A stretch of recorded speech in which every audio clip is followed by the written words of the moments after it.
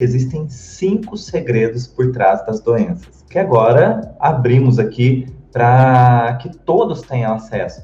Esses segredos, nós chamamos dessa maneira, por quê? Porque não é revelado para as pessoas o caminho que leva à causa, a descobrir a causa de um sintoma, a causa de uma patologia. Por isso que são chamados de segredos, porque é muito mais fácil você anunciar um medicamento, qualquer outro protocolo, enfim e tal, mas se você descobre a raiz, aí sim você pode obter resultados. Então nós vamos lembrar vocês aqui quais são os 5 segredos que nós anunciamos e que agora está a acesso de vocês. Primeiro segredo é um sentimento de vitalidade. Olha só, deixa eu dar um exemplo já para você aí. Se você passa por uma situação que na sua percepção é chocante e que mexeu com a sua vida, ou seja, depois daquele episódio, a sua vida mudou. E se você passa por uma situação dessa forma, o seu organismo, ele adota um comportamento específico. E não vai ser por acaso, então, que o teu corpo manifesta algumas situações. Por exemplo, você pode ter uma disfunção gástrica, porque afinal, o que é vital?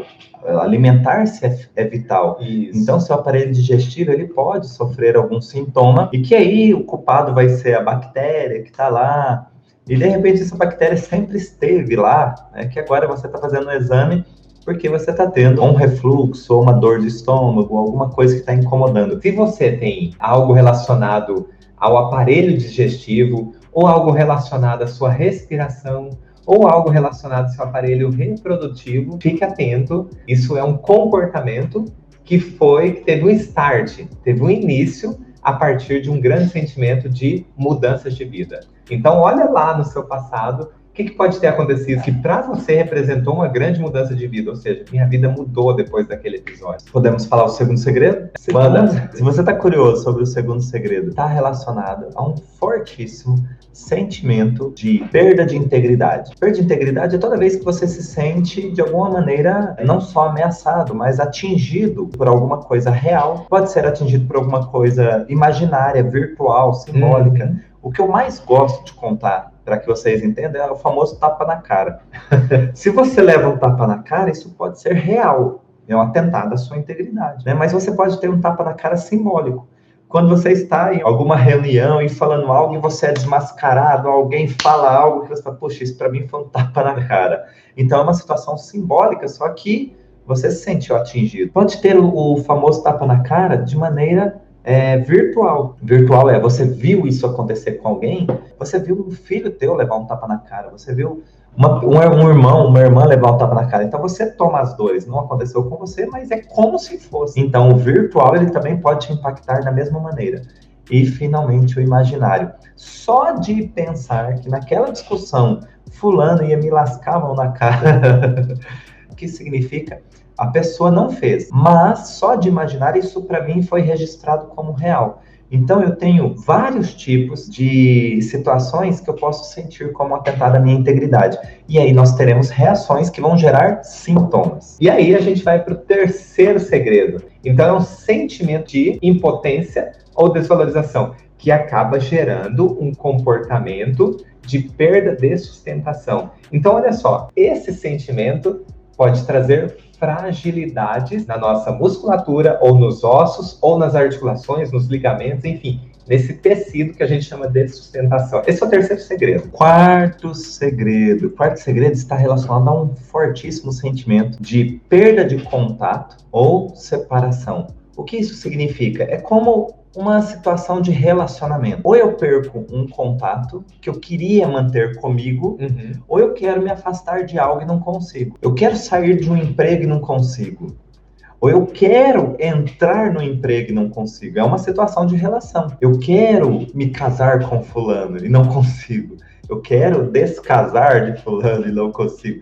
Mas tudo isso, olha, como nós dissemos, em vários aspectos. É um contato de separação com uma situação ou algo ou alguém. Eu quero vender minha casa para sair daqui, eu não aguento mais, não consigo. Ou eu gostei tanto desse apartamento que eu quero para mim. Então, o importante é o que está acontecendo com você dentro desse cenário de relacionamento que você não consegue. Se você quer, você não consegue ficar. E se você não quer mais, você não consegue se afastar. E aí nós temos o quinto, que na verdade envolve todos os outros 4. Sabe por que envolve todos os outros 4?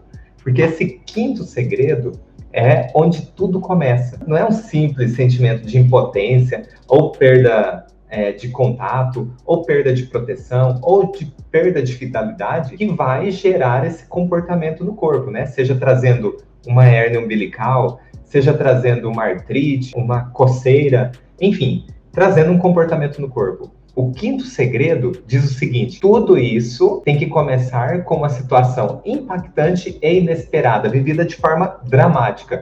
E a gente resume isso aqui, né, David, como vivido como um choque. Exato. Porque não é qualquer sentimento de, eu me senti impotente porque eu não dei conta de algo. Por exemplo, choque é aquela coisa instantânea. Choque é inesperado, é vivido de forma dramática. É um momento muito tenso que te pegou de surpresa, porque se não pegasse de surpresa, não seria um choque. Então, esse é o quinto segredo. O que é que aciona esses 4 sentimentos no nosso corpo? O sentimento de perda de vitalidade, ou o sentimento de perda de proteção, ou o sentimento de perda de sustentação, ou o sentimento de perda de uma relação, uma perda de contato, né, para ficar mais claro. Precisa de um agente que aciona. Esse agente é essa situação chocante.